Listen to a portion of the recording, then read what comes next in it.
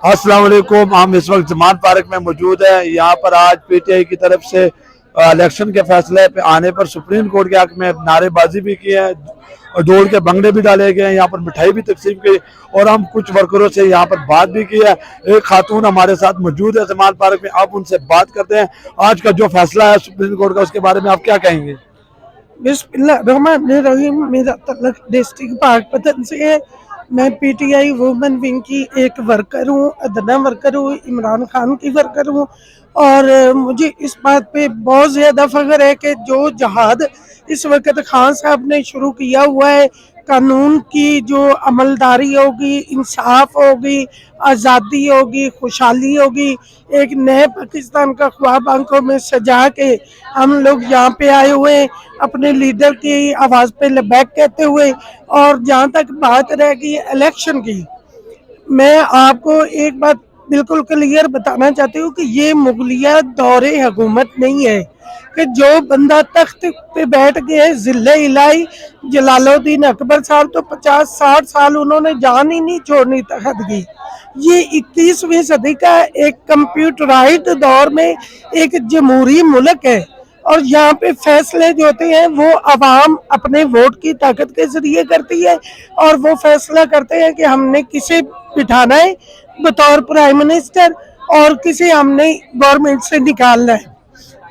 तो खान साहब जमान पार्क में डेली वर्करों से मिलते भी है और इफ्तारी भी करते हैं। आपकी ख्वाहिश है इफ्तारी में जाने की? आप जो एक सच्चा वर्कर होगा ना, इंशाल्लाह वो हर वक्त बेताब रहता है कि मुझे मेरे लीडर की एक झलक देखने को मिल जाए। और मैं इतना लंबा सफर करके यहाँ लाहौर पे आती हूँ, हमेशा आती हूँ।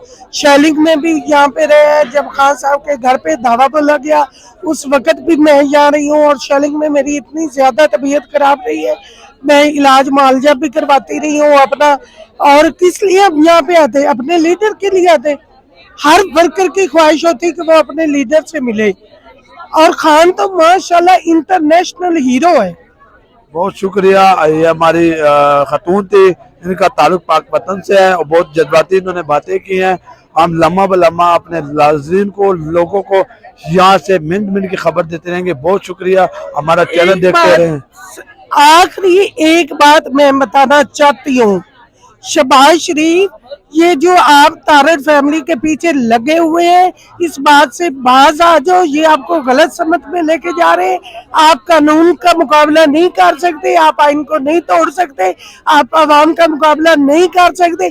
आपको हर सूरत पहले इन 2 सूबों के इलेक्शन करवाने पड़ेंगे, फिर मरकज के इलेक्शन करवाने पड़ेंगे और ये हर सूरत में आवाम का फैसला होगा कि वो किसे चुनते हैं। बहुत शुक्रिया। इंशाअल्लाह ताला हम लम्हा ब लम्हा खबर देते हैं। हमारा चैनल देखते रहे। बहुत शुक्रिया। अल्लाह हाफिज।